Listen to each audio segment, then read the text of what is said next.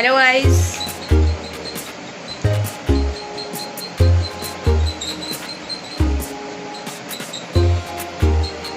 When all the participants will join, then I will start how to take neurological assessment.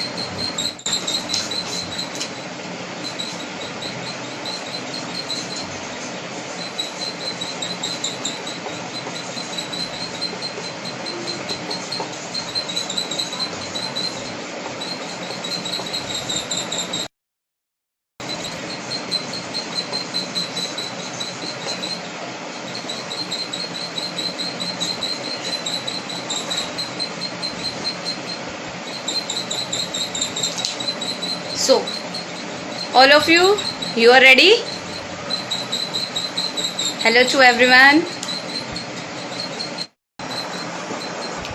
Hello guys. Today's my topic is how to take neurological assessment. Okay? तो सबसे पहले मैं आपसे ये share करना चाहती हूँ, जब हम न्यूरोलॉजिकल असेसमेंट की बात करते हैं तो जैसे कि हमने लास्ट सेशन में ऑर्थोपेडिक असेसमेंट की बात करी थी कि how to take orthopaedic assessment, तो असेसमेंट को हम दो पार्ट्स में डन करेंगे.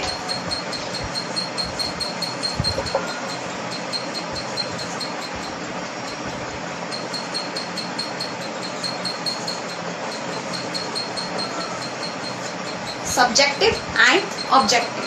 सो when we are talking about subjective part, तो सब्जेक्टिव पार्ट हमारा सेम रहता है in all assessment. So subjective part में हम क्या बात करेंगे? सबसे पहले पेशेंट की name, then age, then sex and occupation.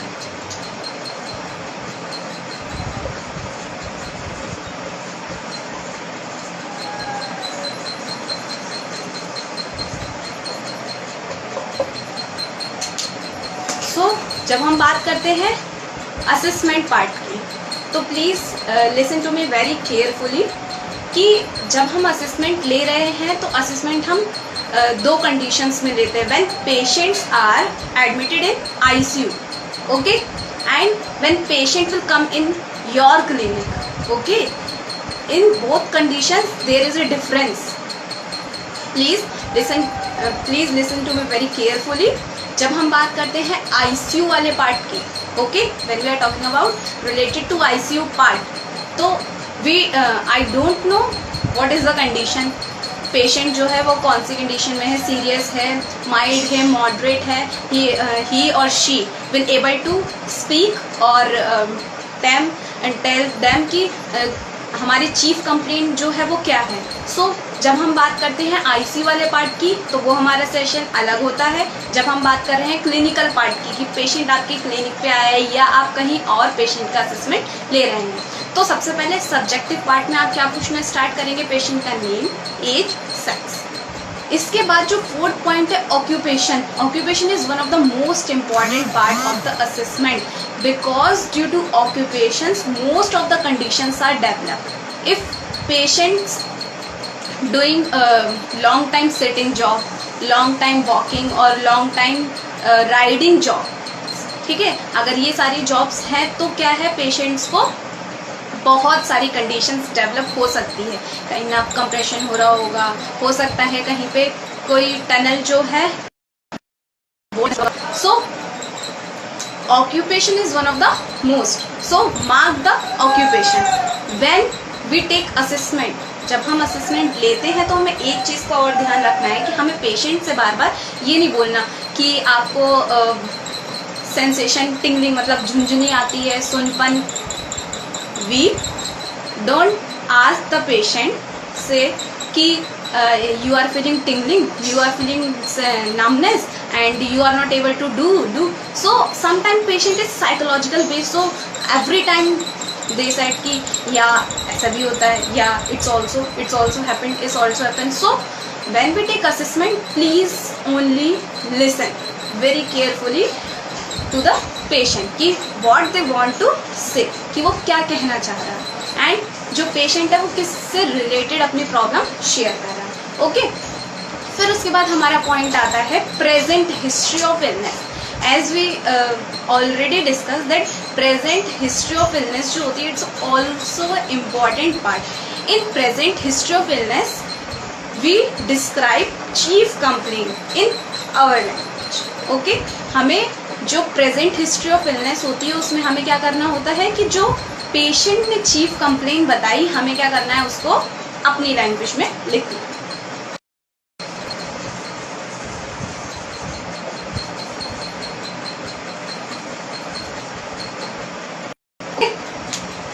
तो चीफ कंप्लेंट पेशेंट की न्यूरोलॉजिकल कुछ भी हो सकती है कि I am feeling tingling, I am feeling numbness when I am standing long time, then pain is radiated from the back side and throughout the lower limb. So if there this type of conditions occur, so we have to differentiate that pain is radiated because muscular conditions or neurological conditions. It's very important to differentiate in a neurological condition.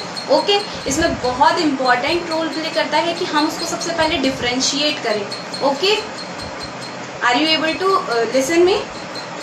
Okay, so if pain is radiating, okay, then we have to find out what is the reason behind. ठीक है, if pain is radiating, then we have to ask the patient, pain is radiating with tingling or numbness or without tingling or numbness.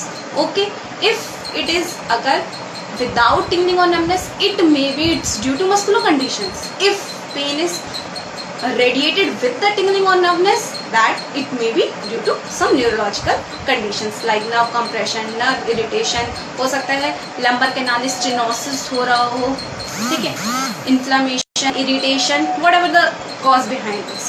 So we have to find out. Then इसके बाद हम start करते हैं history taking.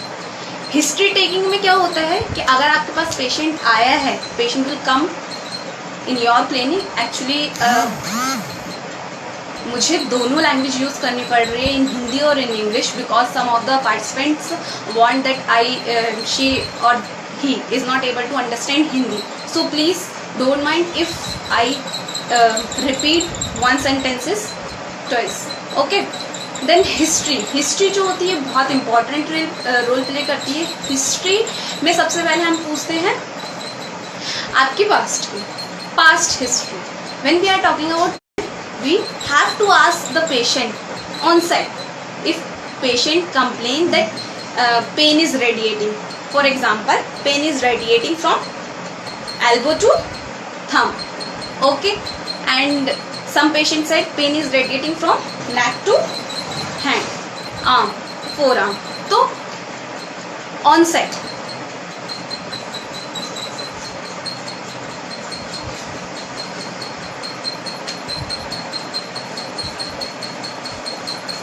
History में जब हम बात करेंगे तो सबसे पहले हम पास्ट हिस्ट्री की बात करेंगे, जब हम प्रेजेंट हिस्ट्री की बात करेंगे. अगर हम प्रेजेंट की कर रहे हैं तो सबसे पहले उससे क्या पूछेंगे हम, onset and duration.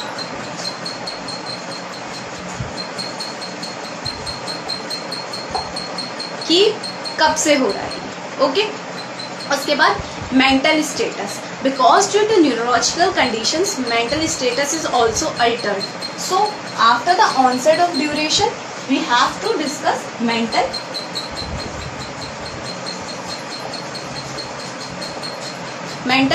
status.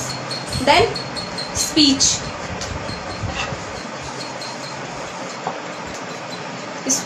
is slurred speech, is a clear speech, or he is not able to speak anything.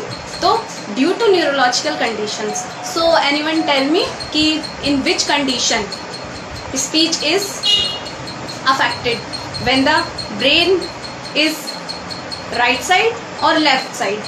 When injury is right side on the brain, head, and left side, in which condition speech is altered? Anyone can tell me? So you know where is the speech center in the brain are located? Anyone can tell me?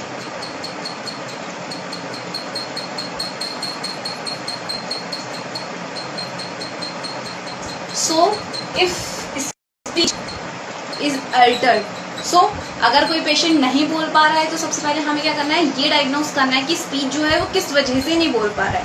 Due to muscular tightness, due to any other obstacle, और due to brain injury. If brain injury is on left side, then he is not able to speak because our Broca's area, Wernicke's area, who is responsible for speech, which is located on the left side. Please all the so speech के लिए अगर किसी के left side affected होगा, then he is not able to speak. When patient hit on right side, then he is able to speak. Okay, so speech is altered or not. Then headache.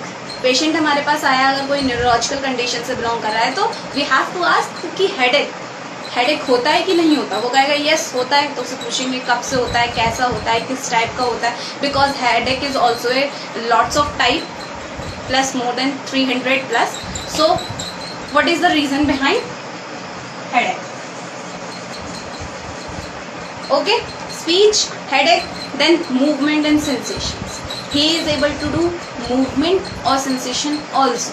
Then sphincters control. Sphincters control means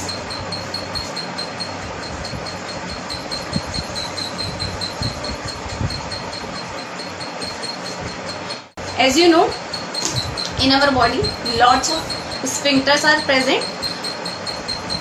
All are belong from medical field, so I am not tell you what is sphincter. So it's just we can say understand in short terms, which is any covered and blocked like flap type structures. Okay, so if any neurological condition is occur, okay, so sphincters also affected. Like अगर किसी को injury हुई है, okay, so bladder valve control affected हो सकता है. He is not able to swallow, sphincter affected हो सकता है. हम जब कोई हमारे पास न्यूरोलॉजिकल कंडीशन से लेके आए. And one more thing I want to tell you, when we are taking neurological, तो इट्स मेनली जो है हमारा सीपी और यू नो सेरेब्रल पाल्सी. तो जब हम सेरेब्रल पाल्सी का लेते हैं तो स्फिंक्टर वाला रोल प्ले उसमें सबसे ज़्यादा होता है कि जो बच्चा है वो कुछ खाता है, निकाल देता है, निगलता है, या फिर वो साइड से जो उसका सलाइवा है वो ड्रूप आउट होता है. So we have to mark out that sphincter control is good और नॉट. ओके, तो प्रेजेंट हिस्ट्री ऑफ इलनेस के बाद हिस्ट्री में onset duration, mental status, speech, headache and then sphincter control also. Then special senses. Special senses में touch, pressure, okay, and proprioception, vibration, kinaesthesia, जो हमारे जितने भी सेंसेशंस होते हैं. I am not taking examination right now, I just take and make some short assessment when the patient will come. Okay, so I just ask the patient कि बच्चा जो है या फिर कोई बड़ा है, अगर किसी की स्पाइनल कॉर्ड इंजरी हुई है तो he is able to control bladder and bowel control. So mark this. Then nutrition. Nutrition कैसा है उसका? When we take all these history, then we come to past history. जब हम past history की बात करेंगे तो पेशेंट से हम पूछेंगे मोड ऑफ इंजरी कि कैसे हुई थी, इंजरी जो है वो कैसे हुई थी. तो कोई बोलेगा कि rod hit before 2 to 3 days. One person asked me that how to treat quadriplegia. So what is the reason behind this? Some rod hit on the cervical region. Okay, so जब हम पूछेंगे पास्ट हिस्ट्री के बारे में, mark my words, past history, तो past history में हमें सबसे ज़्यादा ध्यान देना है कि मोड ऑफ इंजरी कैसे हुई थी. रोड एक्सीडेंट हुआ था, या कोई गिर गया था, या कोई अटैक हुआ था, या किस तरीके से. देन हम पूछेंगे मेडिकल हिस्ट्री कि उसकी मेडिकल हिस्ट्री क्या है. मेडिकल हिस्ट्री में ये कि कोई पहले किसी भी तरीके का ऑपरेशन तो नहीं हुआ, पहले उसे कोई प्रॉब्लम तो नहीं थी, पहले वो कोई मेडिसिन तो नहीं लेता था. और अगर पहले एडमिट हुआ है, if patient is admitted before this, so how many times, कितने टाइम्स एडमिटेड हुआ है, and what is the reason behind admit. Okay, we have to take all these words. Okay, then हम बात करते हैं developmental history. Developmental history is one of the most important, because if parents अगर CP वाला बच्चा अगर हमारे पास आया है और कोई पेरेंट्स लेके आए हैं, तो हमें पूछना है कि पैदा जब हुआ था, when the birth of the baby, so at the time of the birth baby is crying और not, if not so how much time, मतलब कितनी देर बाद वो रोया, it's most important. Okay, so developmental history हमें पूछनी है, देयर इज ए नॉर्मल और not. Okay, if some Duchenne muscular dystrophy, any muscular dystrophy will occur, and CP and all neurological conditions, multiple sclerosis और बहुत सारी ऐसी conditions हैं, तो कोई भी आता है तो हम उसकी जो developmental history है वो पूछेंगे। We have to ask developmental history, okay, कि baby growth is normal or any alteration will occur, okay। Then birth history, birth history में मैंने बताया बेबी इज क्राइंग और नॉट। देन फैमिली हिस्ट्री, कि family में तो किसी को नहीं है, ओके, कोई ऐसी हमारी जेनेटिक कंडीशंस होती हैं जो 1 generation to 2nd generation pass out होती हैं, तो we have to ask the parents, then आपकी फैमिली में तो कोई ऐसा नहीं है। देन उसके बाद पर्सनल हिस्ट्री, अगर आपके पास कोई बड़ा है, after the attack of stroke अगर कोई आया है आपके पास पेशेंट, ओके, जो मैं आपको असेसमेंट बता रही हूँ ऑल द न्यूरोलॉजिकल कंडीशंस के लिए है, चाहे वो सीपी का केस हो, चाहे आपका आफ्टर द स्ट्रोक हुआ हो, एट द स्ट्रोक हुआ हो, आफ्टर कोई हिट इंजरी हुई हो, न्यूरोलॉजिकल कंडीशंस, तो हमें उसमें क्या पूछना है, पर्सनल हिस्ट्री पूछना है कि if someone take lots of alcohol and smoking, अगर वो लेता है अल्कोहल स्मोकिंग तो कितने अमाउंट में लेता है, ये भी हमें अपने असेसमेंट में मेंशन करना है। It is also include in our assessment. Then अब हम बात करने जा रहे हैं, जब हमने पूरी सब्जेक्टिव पार्ट की बात कर ली, सब्जेक्टिव पार्ट में हमने पेशेंट के बारे में पूरी इंफॉर्मेशन ले ली, ठीक है, हमने उसकी प्रेजेंट हिस्ट्री ले ली, पास्ट हिस्ट्री ले ली, मेडिकल हिस्ट्री ले ली, फैमिली हिस्ट्री ले ली, and one of the most important socio economical history. As you already discuss how to calculate and how to कैसे हम किसी का सोशो इकोनॉमिकल स्टेटस निकालते हैं, मैंने आपको लास्ट सेशन में भी बताया था। It is a very important point, कुपूज मेथड, ओके, वी कुपूज मेथड जो होता है वो बहुत इम्पॉर्टेंट होता है, जिससे हम किसी की सोशो इकोनॉमिकल हिस्ट्री निकाल सकते हैं, बिकॉज वी डोंट सेट कि आप कहाँ रहते हैं एंड आपकी इनकम कितनी है and how, this is some awkward question, so it is a best method to calculate Kupu's method. In this 0 to 29 scales are present and we see and ask some questions to the patient and we calculate that it is lie in this scale, okay।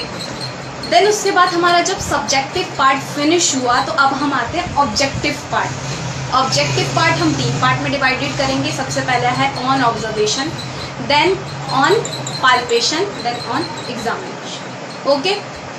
if anyone have query to ask related our subjective part, so you can ask me।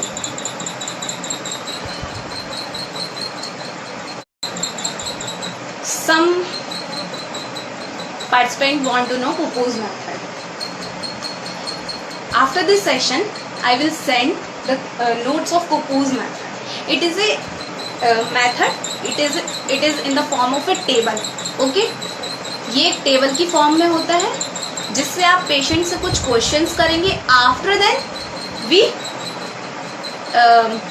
it is like in this form, okay। some questions is right here and we have to ask some questions of the patient and we calculate the socio-economical status, okay। after this session I will provide you notes, so please if you accept this question you will not understand anything, please ask। so okay, अब हम जाते हैं next. अब हम next किसकी बात करने जा रहे हैं, ऑब्जेक्टिव पार्ट की।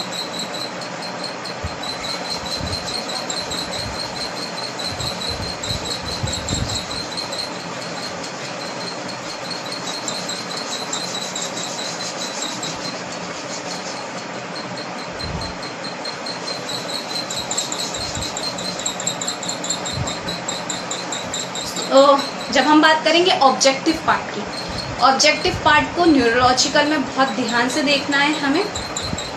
तो जब हम ऑब्जेक्टिव पार्ट में बात करेंगे on observation, we have to observe the patient very carefully that how to patient behave like, किस तरीके से पेशेंट बिहेव कर रहा है, उसकी जो मेंटल स्टेटस है वो किस तरीके से है।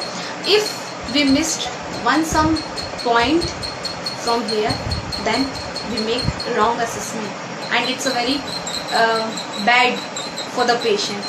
Okay, so we have to collect fine information related to patients, and when you make the neurological assessment it's also important. So जब हमने observation की बात करी तो on observation first of all the point body build, जो body build है वो कैसी है, then posture, पेशेंट का पोस्चर कैसा है। तो अगर पेशेंट का पोस्चर किसी न्यूरोलॉजिकल कंडीशन की वजह से डिस्टर्ब्ड है, अगर किसी को स्पाइनल कॉर्ड इंजरी हुई, ओके, स्पाइनल कॉर्ड इंजरी हुई और उसके बाद after some times there lots of contractures develop if physiotherapy is not going on properly, so we have to mark posture, okay. Then attitude of limb, attitude of limb में हम ये देख सकते हैं कि जो पेशेंट का एटीट्यूड ऑफ लिम्ब है स्टैंडिंग में, सिटिंग में एंड सुपाइन में, हमें तीनों कंडीशन में एटीट्यूड ऑफ लिम्ब पेशेंट का नोट करना है। बिकॉज हो सकता है ड्यू टू न्यूरोलॉजिकल जो भी उसको डिजीज़ है, कंडीशन है, या जो भी प्रॉब्लम हो रही है उस कंडीशन की वजह से पेशेंट दूसरी चीज़ को क्या करता है, अल्टर्ड करता है। So patient is Altered one thing which is associated with another thing. So we have to we have to find out attitude of limb in supine position, standing and sitting. In standing position, patient like this. If CP patient, so scissoring gait है तो patient like stand like this. And hemiplegic patient है, after the stroke patient arm जो आपका shoulder इस तरीके से elevated, adduction, then elbow flexion, and जो आपके रिस्ट है is also flexion, and metacarpophalangeal joints is like this. So when he is walking in circumductory gait, okay. So we have to find out what is the posture and what is the attitude of limb. If patient like this, this and this, okay. So we have to note that patient's shoulder is elevated, arms abducted, and elbow is flexed condition, and wrist is also flexed, and metacarpopharyngeal joints and interphalangeals are also in a flexed position, okay. So now I want to discuss external appliances, okay. External appliances means कि patient अगर neurological condition से going on है तो उसने क्या कोई external ले रखा है, crutches like walking aids, crutches, wheelchair on which patient is present, okay. तो हमें क्या देखना है, एक्सटर्नल अपीयरेंस भी देखना है. ऑब्जेक्टिव पार्ट में देखते हैं involuntary movements in some conditions due to neurological problems. It may be due to any reason. So involuntary movements continuously occur. हो सकता है एथिटोसिस हो सकता है उसको कोरिया हो सकता है उसको ट्रीमर आते हो, या कोई भी involuntary movement हो सकता है. तो हमें if involuntary movement is present in the patient, we have to note it. Okay हो सकता है इस तरीके से उसको बार बार मूवमेंट्स आ रहे हो सकता है कि वो बार बार इनवॉलेंटरली मूवमेंट्स कर रहा हो, ट्रीमर आ रहा हो उसको किसी तरीके से, या फिर हेडेक हो सकता है. हमारे टिटैनिक ट्रीमर्स होते हैं, सम लाइक दिस मूवमेंट, वो एबनॉर्मल मूवमेंट, इनवॉलेंटरली मूवमेंट देता है तो आपको वो नोट करना है. देन स्पीच ऑब्जर्व करनी है हमें, स्पीच कैसी है. स्पीच कि हम पूछ सकते हैं what's your name, then patient said this. If speech is clear then we write down. If speech is not clear so we have to mark this. Then mode of ambulation, कि वो चलता किस तरीके से, ओके. Due to crutches, due to support, due to hip hiking, okay. Then type of breathing, patient जो है वो ब्रीदिंग किस तरीके से करता है, because due to neurological conditions and most of the हमारी जो रेस्पिरेटरी मसल्स होती है is also affected, then patients take breath with accessory muscles like this. हो सकता है अगर नॉर्मल है तो नॉर्मल ब्रीथ करेगा। अगर हम आईसीयू वाले पार्ट की बात करें तो पेशेंट अगर है तो हमें यहाँ पे ये भी ध्यान रखना है कि पेशेंट्स की जो डीप पैटर्न है, ब्रीदिंग पैटर्न, वो कैसे, तो type of breathing pattern deep है, स्लो है, शैलो है, रैपिड है, देन JV। ओके, अब ऑन ऑब्जर्वेशन अभी हमने बात करी, जब हम ऑब्जर्वेशन की बात कर रहे हैं सारे, तो अगर पेशेंट आईसीयू में है तो we can observe all the vitals, blood pressure, pulse rate, respiration rate, SpO2, okay, blood pressure, pulse rate, respiration rate and SpO2. If patient is admitted in ICU, so we can observe this, and if patient will come in the clinic, so we have to measure BP and SpO2. Okay. Then symmetry of chest expansion is most important. कि patient जो है he is able to expand chest expansion equally, symmetrically. ऐसा तो नहीं है patient किसी deformity हो सकता है, अगर उसको स्पाइनल कॉर्ड इंजरी हुई है तो उसके बाद उसका बॉडी पोस्चर चेंज हो गया, तो जैसी हो सकता है due to spinal cord injury, due to any muscular conditions like this, Duchenne muscular dystrophy and scapulothoracic, हमारी जो ये मस्कुलर डिस्ट्रॉफी है, बेकर्स मस्कुलर डिस्ट्रॉफी है, तो due to any conditions which is related to neurological, if patients altered the posture, when posture is altered then muscles synergy is also affected and all biomechanics is also altered and work of the one sided of muscles will be increased. So जो हमारा deep breathing pattern है वो भी, हमारा pattern जो है वो भी अफेक्टेड हो जाएगा and symmetry of chest expansion is also affected. अगर पेशेंट की सिमेट्री कुछ इस तरीके से, अगर स्पाइन ट्विस्टेड है उसकी, तो वो एक साइड से ऐसे करके डीप कर रहा होगा तो एक साइड चेस्ट एक्सपेंशन हमारा थोड़ा ठीक हो रहा होगा और दूसरी साइड प्रॉब्लम हो रही होगी। ओके, तो we have to observe the chest symmetry expansion. Then उसके बाद जब हमने बात करी ऑन ऑब्जर्वेशन की, देन हम बात करते हैं पाल्पेशन की। पाल्पेशन में हम JVP, jugular venous pressure check कर सकते हैं वेन्स का। इफ एनी टेंडरनेस और swelling is present and oedema is also present, we have to mark palpation में। Okay, and we have to find out one thing more. In last time I just tell you capsular pattern, okay, and field soles also, because that is a orthopedic conditions, so that's why I tell you it is a neurological conditions, there is no more need of that.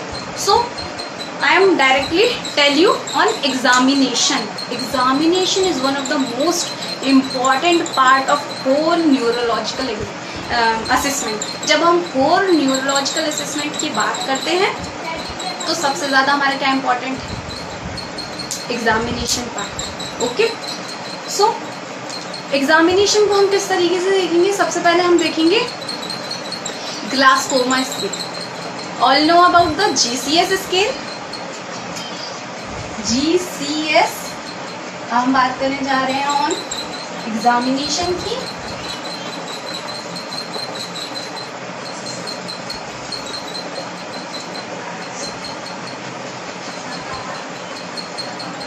तो examination में GCS की अगर हम बात करें तो ग्लासकोमा scale जो होता है वो हमारा बहुत इम्पॉर्टेंट होता है।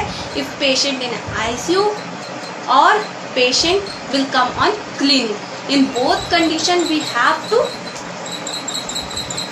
check the GCS scale. So tell me, you all know about the GCS? GCS तो GCS जो होता है हमारा ग्लासकोमा, इसके लिए one of the most important, because due to this we have to calculate what is the condition of the patient. Patient की कंडीशन क्या है ICU में। तो GCS को हम 3 पार्ट्स में देखेंगे। सबसे पहले हमारा आई ओपनिंग,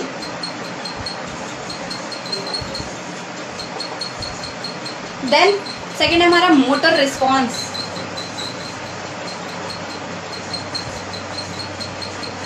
एंड लास्ट वन हमारा वर्बल रिस्पॉन्स।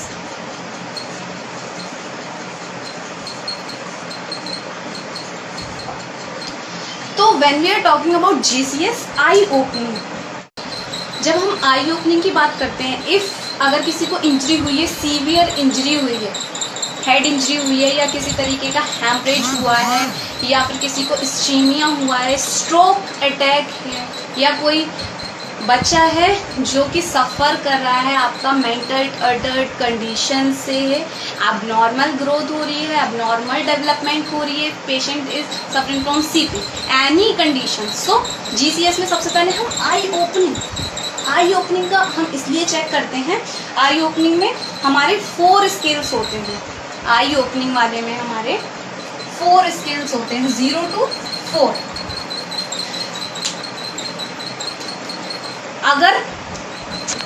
अगर patient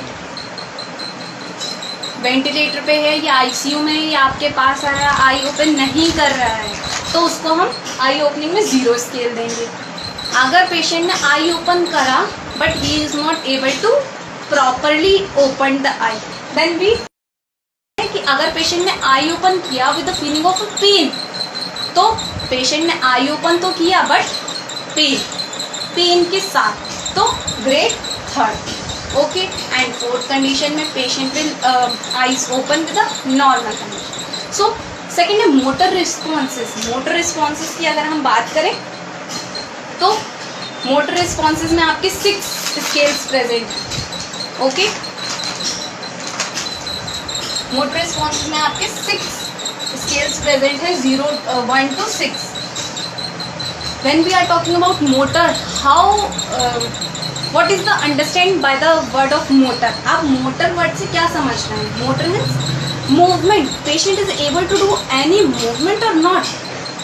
If he after the injury patient is on the ICU, then he is not able to do anything. So during this period, mark my word, during this period maybe injury से लेके 24 hours का जो period होता है हमारा, वो spinal shock की conditions में हो सकता है, सेरेब्रल शॉक की कंडीशंस में हो सकता है। तो maybe patient will not able to respond anything, but after this we can recognise. Okay, तो अगर पेशेंट ने कोई रिस्पॉन्स नहीं दिया, आपने उसको आवाज़ लगाया, सुनो, या कुछ भी बोला कि hey grip my hand and अपना हाथ उठाओ, या कुछ भी movement, he is not able to do and any response, so we give 1। Okay, then 2 में posturing, patient is move in slide. Okay, ऐसे 6 तक हमें चेक करना है। Then verbal response. Verbal response, जब आपने पूछा पेशेंट से कि आपका नाम क्या है, से what's your name, he is not able to speak, we give 0 and it is have 5 scales. So according to scale, GCS, eye opening, motor responses and verbal responses, 0 to 4, 1 to 6 and 0 to 5. We have to calculate and make the GCS scale of the patient. Now got it? All my points. GCS scale is present in the form of a chart. You have to see and fill this forms. Okay. Cranial nerve examination is one of the most important in the neurological part. In examination part, as all the participants will know, कि 12 cranials are present. Cranial nerve examination. So 12 cranial nerve examinations बहुत important है। जैसे हमारा पूरी start करेंगे ऑक्यूलोमीटर, optic. Okay, तो इस तरीके से हमारी ट्राइजेमिनल, इस तरीके से जो पूरी 12 है हमारी, जब हम पूरी 12 क्रेनियल एग्जामिनेशन करेंगे तो हम किस तरीके से करेंगे, जैसे कि हमने ऑप्टिक का किया, तो ऑप्टिक का किस तरीके से करेंगे, optic is responsible for eye, okay. So we have to check with the Snell chart. Snell's chart होता है, स्नेल्स चार्ट से हम क्या कर सकते हैं, आई का कर सकते हैं। जो टेस्ट के लिए हम करेंगे उसको किस तरीके से करेंगे, पेशेंट को टेस्ट पता चल रहा है कि नहीं पता चल रहा है। सेंसेशन के लिए करेंगे, हॉट गम के लिए तो test tubes, we can take 2 test tubes and in one cold water and one in hot water and give the patient and grip this and ask which one is cold and which one is hot. So we can all these 12 cranial examination we can done. So now superficial and deep sensations. When patient is suffering from neurological conditions, then sense is also a factor. So how can we test the senses? Touch. तो सबसे पहले हम बात करते हैं superficial sensations की। Superficial sensations में आएगा आपका touch, pain, temperature and pressure. Touch, pain, temperature and pressure. When we are talking about touch, we can take some cotton, okay, then use like this and आज first close the eyes of the patient, you have to say आंखें बंद करो, patient से आंखें बंद करवा ली and then touch like this, okay. First of all जब हमने आइज क्लोज करा ली उसके बाद पेशेंट लाइक दिस, तो हम पेशेंट से पूछेंगे कुछ फील हो रहा है कि नहीं। If he is able to, yes, if he is able to feel that touch is good, then हम देखेंगे pain, something you can like needles or this we can take and eyes closed and touch like this. If he feel pain, so pain is also good. Then temperature, we can also take 2 test tubes and give the patient and ask he is able to differentiate the temperature. Then last आपका pressure, eyes, patient से आपको बोलना है close the eyes. Patient ने जैसे eyes close कर ली वैसे आपको इस तरीके से कहीं पे भी डीप प्रेस करना है, लाइक दिस, इस तरीके से। तो पेशेंट से पूछना है कि अब मैंने कहाँ प्रेस किया, so please tell me where I am pressing. Then patient said कि on left arm and left right hand, so we can say it's good. If patient is not able to differentiate all these things then we have to note it. Then deep sensations is kinesthesia, proprioception and vibration. Kinesthesia means joint movement sensations. Joint movement sensation, close the eyes से patient को आपको बोलना आंखें बंद करिए, then आपने उसका hand लिया इस तरीके से और आपने क्या किया, उसको ऐसे अबडक्ट किया, ओके, इस तरीके से लिया फ्लेक्स। आप पेशेंट से पूछो मैंने आप क्या किया, उसने बोला हाथ को मोड़ा, okay, then you extend. Then आप क्या किया मैंने, पेशेंट से कि you extend the hand, okay, then update the hand, okay. इस तरीके से आपको मूवमेंट्स करना है। पेशेंट से पूछना है कि मैंने क्या किया, तो पेशेंट अगर बता पा रहे हैं तो ठीक है, नहीं बता पा रहा तो क्या है उसका proprio kinesthesia right. Proprioception is awareness of the joint, both are differentiate kinesthesia। जब हम बात कर रहे हैं kinesthesia के and proprioception की, so when we are talking about proprioception is the awareness of the joint और body part कि जैसे हमने किया, अच्छा आपके अगर हमने दूर लेके गए, हमने उसका हाथ लिया इस तरीके से दूर लिया, वो गया अब दूर लेके गए, देन पास लेके आए, देन पास, so away from the body and close to the body, okay. Then third is vibration. If any type of vibration you can do on the body and he feel कि vibration is going on or not, so it is a superficial, deep and combined. Combined में हमारा पहला है tactile localization, then 2-point discrimination. tactile localization का मतलब ये कि पेशेंट जो है, आपने जैसे कोई मूवमेंट किया तो he is able to that कोई मूवमेंट हो रहा है, tactile, okay, and 2 point, like we can 2 points and same time we have to apply on the body like this. तो we have to feel, एक हमने यहाँ किया और दूसरा हमने यहाँ किया, एक यहाँ और एक यहाँ, इस तरीके से हमने दोनों अलग अलग जगह पर अप्लाई किए. तो he is able to feel कि 2 point डिस्क्रिमिनेशन मीन्स कि दो अलग अलग पॉइंट पर फील हो रहा है उसे कि नहीं. ओके, देन बात करते हैं हम stereognosis, barognosis and graphesthesia. Graphesthesia means he is able to write, कुछ लिख रहा है. जैसे कोई पेशेंट्स होते हैं, पार्किंसन का पेशेंट है या फिर अगर किसी और चीज़ का मस्कुलर, तो he is not able to write. Okay, पा रहा है. ग्राफिस्थीशिया की कहीं ऐसा तो नहीं है कि पेशेंट ने लिखना स्टार्ट किया इस तरीके से और वो लिखते लिखते लिखते छोटा छोटा छोटा हो गया, ऐसे हो गया. Graphesthesia. And barognosis and stereognosis means we have to differentiate between 2 objects like close eyes. Patient को आपको बोलना आंखें बंद कर लो और आपने इस तरीके से कुछ कॉइन लिया, शार्पनर, पेंसिल एंड आपने यहाँ पे कुछ sketches. Then you have to put it on the patient's front. आपने सामने रख दिया, पेशेंट को बोलना आंखें क्लोज करने के लिए, आइज क्लोज करिए. देन वी पूछना है, उसने कोई चीज़ उठाई, okay like this. So what is this? Patient ने कहा कि sharpener. Okay, now this it's a coin. Okay, and it's a pen. And patient is able to differentiate the things. So if he is not able to do so, combined sensation is affected. and last is sensory grade. जब हम ये सब कुछ check करते हैं तो हम grades देते हैं 1, 2, 3, 4 and 5. Okay, so we have to done.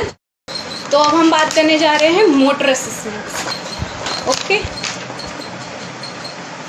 सो उससे पहले हम एक बात कर लेते हैं रेस्पायरेटरी असेसमेंट्स. अगर हम बात कर रहे थे तो मैंने आपको बताया न्यूरोलॉजिकल कंडीशन में असेसमेंट बहुत इंपॉर्टेंट होता है.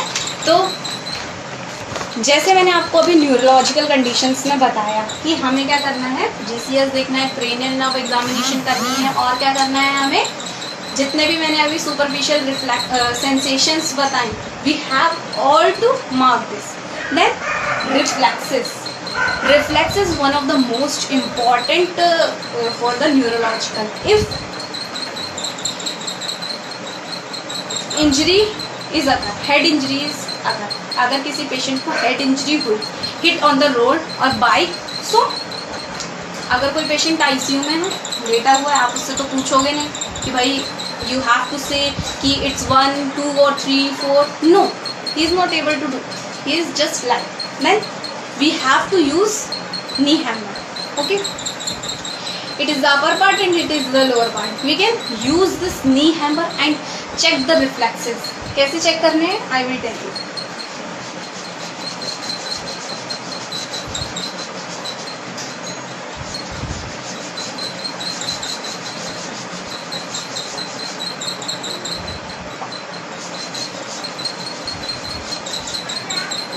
So जब हम रिफ्लेक्सेस चेक करते हैं तो रिफ्लेक्सेस में हम क्या क्या चेक करेंगे. हम अभी तक आपने सिर्फ रिफ्लेक्सेस में सुना होगा Babinski, and I am definitely sure all know how to check Babinski. All the side take hammer, lower part and lateral border से स्क्रैच मार. You think it is your foot. Okay, and you scratch this lateral part and this in the front of the toe. जैसे आप जाएगा great to, आपका क्या होगा, अपर, तो आपका हो गया Babinski sign positive. But I want to tell some more reflexes, please mark my words. सबसे पहले हम बात करने जा रहे हैं बेबिन साइन की, जो मैंने आपको बताया किस तरीके से आपको वो, जैसे आपने माना कि ये फुट है, ये आपका ग्रेट टो इस तरीके से, तो आपको हैमर को इस तरीके से लेटरल पार्ट से स्क्रैच करते हुए ग्रेट टो पे छोड़ना है. तो जब आपका ग्रेट टो जो है अपर जाएगा, इट्स मीन अफेक्टेड. ये हमने बात करी बेबिन साइन की. ओके, अब हम दूसरी बात करने जा रहे हैं किस चीज़ की, चेडॉक्स.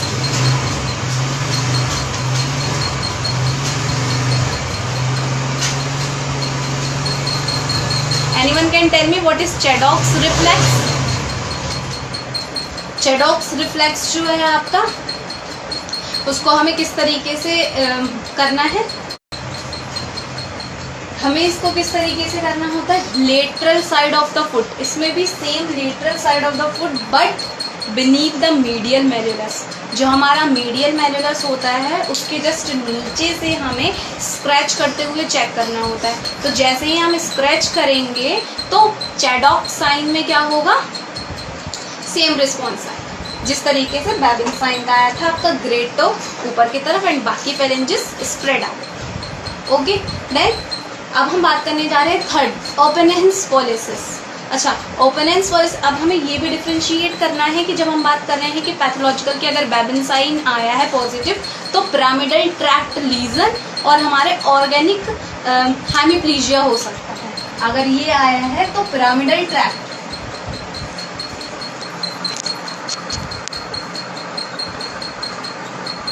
और ऑर्गेनिक हेमिप्लीजिया।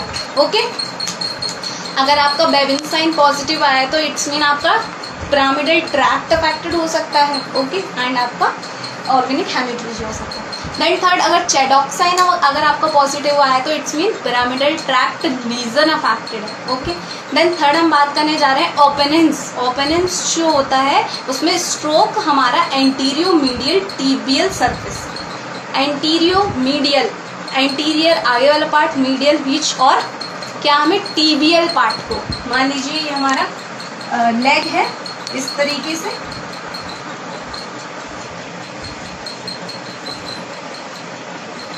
तो ये है, तो ये हमारा मीडियल पार्ट है, तो हमें medial part of tibia, antero medial part को स्ट्रोक करना है। जैसे ही हमने हैमर से इस वाले पार्ट को स्ट्रोक किया, ओके, तो क्या होगा, हमें कैसा किस तरीके का रिस्पॉन्स मिलेगा? सेम, ग्रेट तो हमारा ऊपर जाएगा और हमारे फेरेंजेस स्प्रेड आउट हो जाएंगे। तो इसका मतलब है हमारा पिरामिडल ट्रैक्ट रीजन अफेक्टेड है। ये जो हमने तीन, फोर्थ है हमारा गॉर्डन्स। गॉर्डन्स थर्ड हमने बताया ओपेनहेंस एंड फोर्थ हमारा है गॉर्डन्स। अगर हम गॉर्डन्स रिफ्लेक्स की बात कर रहे हैं तो गॉर्डन्स में क्या होता है? Squeeze the calf muscles firmly. ये जो हमारी काफ मसल्स हैं, काफ मसल्स को हमें क्या करना है? स्क्वीज करना है। जैसे ही हम काफ मसल्स को स्क्वीज करेंगे तो सेंस रिस्पॉन्स से किस तरीके से होगा? सेम, जैसे हमने काफ मसल्स प्रेस करी, देन ये great toe up and fingers will spread, तो it's mean pyramidal tract lesion affected. ये चारों सेंसेशंस हमने चेक किए, इट्स मीन क्या अफेक्टेड है? हमारा pyramidal lesion. Okay, pyramidal lesion जो है वो हमारा अफेक्टेड है। देन अब हम बात करने जा रहे हैं फिफ्थ जो है हमारा क्या है? फिफ्थ हम बात करने जा रहे हैं पिट्रोक्सिस।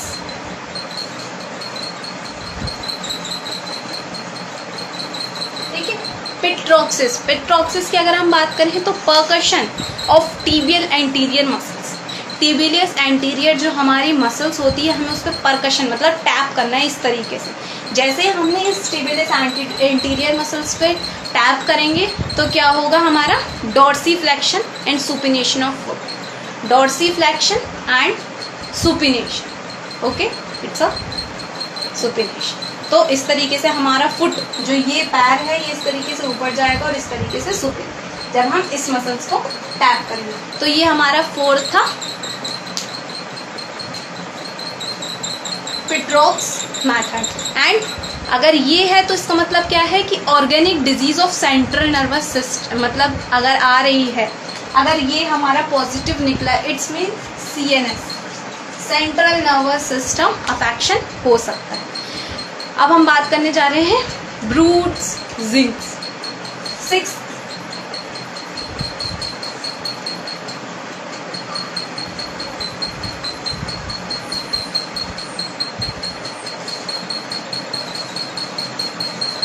ब्रूट्स हम बात करने जा रहे हैं ब्रूट जिंक्सीज की।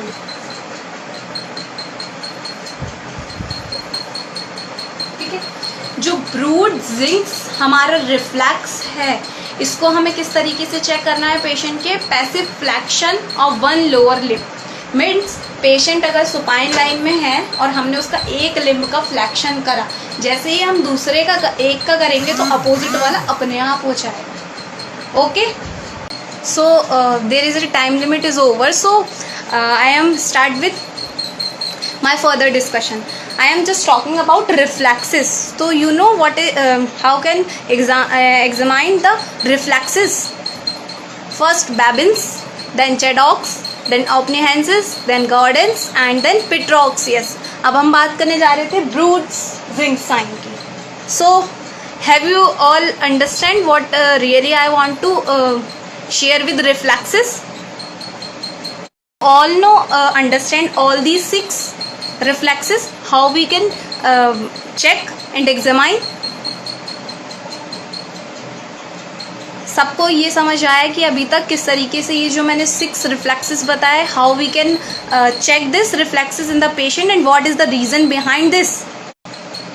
So okay, I am further continue with my 7th reflex. It's Hoffman's reflex. जब हम बात करने जा रहे हैं Hoffman's reflex की, तो उसमें क्या है कि terminal Fehling's of index, middle and ring finger. Terminal Fehling's of yes, after this session I will definitely send all these reflexes and what is the responses and pathological conditions. Okay, now अब हम बात करने जा रहे थे brood jinx की.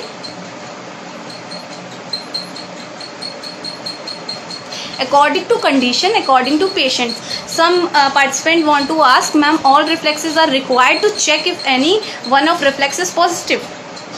According to condition, if patient will come with you, अगर आपने किसी पेशेंट को चेक किया, you know it is the patient of the head injury, then you not check all these reflexes. Why you check the central nervous affection? Okay, so we have to check one. So I am just talking about next, Brude zincs. Brude zincs reflex is the passive flexion of the lower limb. When we flex the one limb of the patient, then another limb also. So it's mean due to meningitis. It may be case of the meningitis. Okay. For अब हम बात करने जा रहे हैं Hoffman's terminal phalanx of index, middle and ring finger. जो हमारी terminal phalanx हैं, all these flickering. फ्लिकर समझ आ रहा है? फ्लिकर. तो जब ये फ्लिकरिंग हम करेंगे इस तरीके से फ्लिकर, तो क्या होगा? Reflex flexion of the distal Fehling's of the thumb. जो डिस्टल फेलिंग्स है वहाँ पे आपका थंब का फ्लैक्शन होगा. तो इट्स मीन डिस्टल फेलिंग्स जो है और इंडेक्स और middle finger which one were not flicked. So आपका इसमें से कोई भी फ्लिक नहीं करेगा. अच्छा, ये किसके वजह से हो रहा है? Due to increase irritability of sensory nerve. ठीक है, टिटैनी पिरामिडल ट्रैक्ट लीजन, कोई भी पिरामिडल ट्रैक्ट लीजन अफेक्टेड हो सकता है या आपकी नर्व इरिटेशन इंक्रीज करेगा, तो उसके वजह से हमें ये जो हमारा हॉफमैन्स है वो पॉजिटिव मिलेगा. ओके, सो अब हम बात करने जा रहे हैं नेक्स्ट रोसोल्यूमस जो हमारा रिफ्लेक्स है. इसमें क्या है? Tapping the planter surface of the to. जो हमारा फुट है, ये फुट है हमारा, फुट का जो आपका प्लांटर सरफेस है, नीचे वाला पार्ट, आप उस पर टैप करेंगे. When you tap on this, then plantar flexion of the toe, then toe का प्लांटर फ्लेक्शन होगा.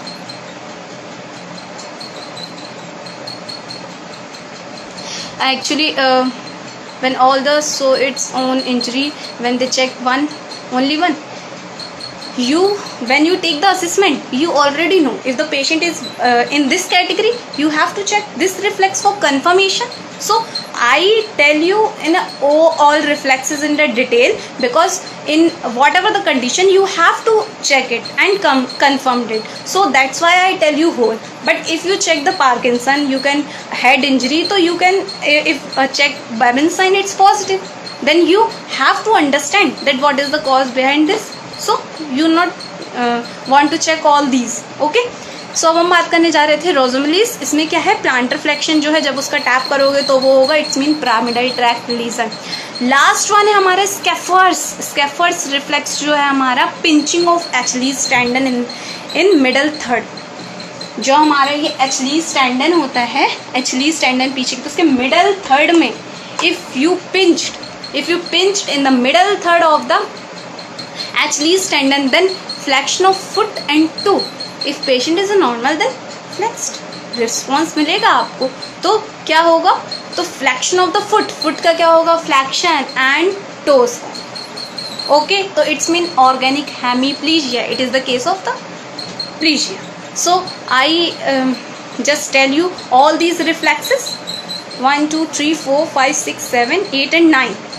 I tell you all 9 reflexes and what is the reason behind this.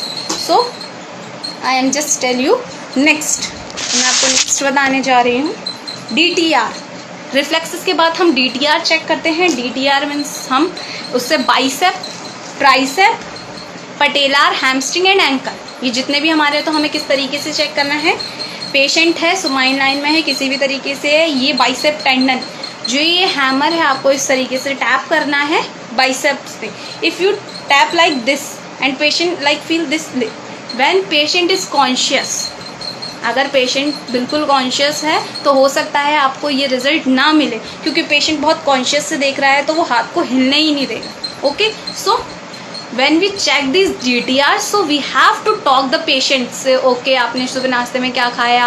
अगर पेशेंट एबल है talking के तो उसके साथ वाले से, या मतलब उसको माइंड जो है डाइवर्ट कर then we have to check the DTR. So we have to take hammer and biceps muscles tendon and we have to hit like this. Okay, as tricep muscles का भी हमें चेक करना है. फिर पटेलार tendon यहाँ नी पे इस तरीके से जब हम हिट करेंगे तो नी का एक्सटेंशन होगा. फिर उसके बाद हम हैमस्ट्रिंग एंड एंकल का चेक करेंगे. So we have to check all these DTR.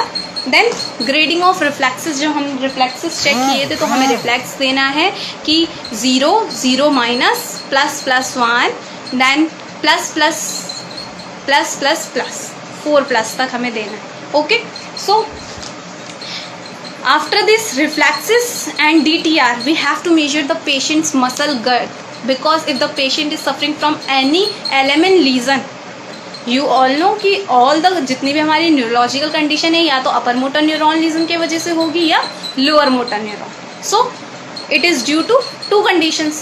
First of all UMN lesion and second is LMN lesion. So if the due to LMN region, so maybe muscular जो हमारी muscle गर्थ है वो भी wasting में हो जाए. So we have to measure, we have to take inch tape and measures all the girth like biceps and आपका hamstring, okay, and quadriceps. It's also then all these when we completed that part, then involuntary movement like intentional tremor, postural tremor, resting tremor, or some voluntary controls. We have to check it कि if patient is, we have to check the tremors. Patient को अपने इस तरीके से हाथ दोनों किया और उसके ऊपर आपने पेपर इस तरीके से रख दिया. when you like this, अगर पेशेंट को ट्रीमर है, if patient is suffering from tremor, then paper will shiver like this. Okay, when it's not, it's stable. तो we it is the best method to check the tremor, okay, in resting. So इसके बाद हमें patients का कुछ coordination test करने होंगे. Coordination test में हम नॉन इक्विलिब्रियम और इक्विलिब्रियम पार्ट में डिवाइड करेंगे. When we are talking about non equilibrium part, we have to ask the patient if patient is suffering from Parkinson, hemiplegia, stroke, any of the condition which is related to neurological. तो हमें बोलना है patient को कि touch finger to nose. Okay, if he is able to और she is able to do, it's normal. When like this, उसने touch कहीं और किया या फिर वो टच नहीं कर पा रहा है, he is not able to touch his nose, तो it's mean coordination is disturb. And finger to finger, अपनी दोनों फिंगर्स को टच करना, like finger to therapist finger. Then alternating finger to nose, one time you have to touch no and one time you have to touch the finger like this. If patient is not able to do like this, okay, so it's mean coordination is disturbed. So it is a non-equilibrium part. When we are talking about equilibrium part, we have to take patient in a standing positions and से कि make a circle, you have to make a circle and make a round, patient से बोलना, okay. Lower limbs upper limbs से make circles, if patient to do make a circle in a air, so coordination with good. If coordination is affected, so these non-equilibrium and equilibrium is test is also affected. So I am just tell about all these examination part. We have to done examination part. Next respiratory assessment. If patient is also suffering from the neurological condition, then respiratory system is also associated. So first type, depth and pattern. जो deep breath patient ले रहा है वो किस type की breathing कर रहा है, डीप है, स्लो है, शैलो है, रैपिड है, okay. So we have to note chest expansion, he is able to chest expansion or not due to some muscular weakness, so he is like this, use their accessory muscles like this, okay। and ventilation mode, अगर हम assessment बना रहे हैं in ICU तो we have to note down ventilation mode, if patient is on ventilation. So mode बहुत सारे होते हैं, पैप होता है हमारा, है ना, और हमारा पॉजिटिव प्रेशर होता है, इस तरीके से हमारे बहुत सारे मोड्स हैं, तो वी हैव टू नोटिस, ठीक है, कि कौन सा मोड है। देन परकशन हमें किस तरीके से मेजर करना है, इस तरीके से टैप करना है, फिंगर रखनी है मिडल फिंगर एंड लंग्स पे एंड दूसरे से टैप करना है, ओके। तो we have to find out the percussion. Then PFT pulmonary function test check कर सकते हैं, पोस्चर गेट पेशेंट का चेक कर सकते हैं हम, नॉर्मल जैसे सारे असेसमेंट में करते हैं, पेशेंट की किस तरीके से खड़ा है, किस तरीके से बैठा है, गेट क्या है उसका, स्कोलियोसिस पैटर्न दिख रहा है या फिर उसको काइफोटिक है या फिर जो भी उसका पैटर्न है, अगर कोई है CP बच्चा है तो सीजरिंग गेट में होगा, इस तरीके से। Then bladder bowel control is most important, if the injuries occur before, मतलब अबव द हमारे L2 लेवल, इफ इंजरीज अगर अप द L2 लेवल अगर हुई है तो bladder bowel is also control is affected. So we have to measure कि bladder bowel control is good और not. And in cognitive urinary retention कि पेशेंट जो है हो सकता है उसको bladder bowel control is of 2 type 1 and 2, तो अगर सेकेंड टाइप का हुआ तो it's maybe due to spasticity, he is not able to pass out the urine and the bladder is in a contracted positions. When bladder is full, then urine is passed out due to overpressure. So we have to find out. Then investigations, X-ray, MRI we can see in the last, and we can make the assessment. So I will tell you whole these assessment, neurological part, examination, reflexes, DTR, and how we can check DTR. So now it's my complete the session. If anyone have query, anyone want to ask question, if he is not able to understand some points, so you can ask me. Anyone have query? And after this session I will definitely share the notes with you, and all these reflexes whatever I am tell you I also share with this. So notes is available in my description of YouTube channel, so you have to you have to subscribe my channel. If not yet, so please subscribe my channel, and आपको notes वहाँ मेरे description में मिलेंगे, so you have to do this. If anyone query so ask me.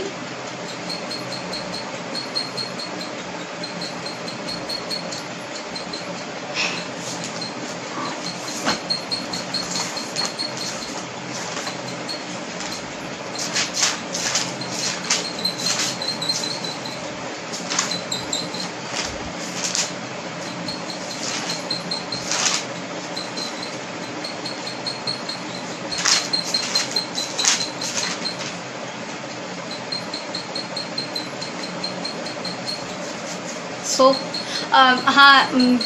you tell me how to check JVP. JVP means jugular venous pressure. So you have to put it on the hand on like this veins we have to put, okay, and we measure this. So anyone can ask question, you can ask me. JVP is a jugular venous pressure. You can, and one of the most important in respiratory, I tell you in last session, last part, respiratory part में आप pattern भी देख सकते हैं और आप sounds भी देख सकते हैं. इट्स नॉट ए रेस्पायरेटरी, यानी कि आपका पल्मनरी असेसमेंट नहीं है. That's why I am not elaborate all these part. So I just talking about the neurological assessment. That's why I tell you and discuss the whole reflexes in the detail. If you have any query and you don't understand some point, so you can ask me related to our reflexes, DTR and whatever the point.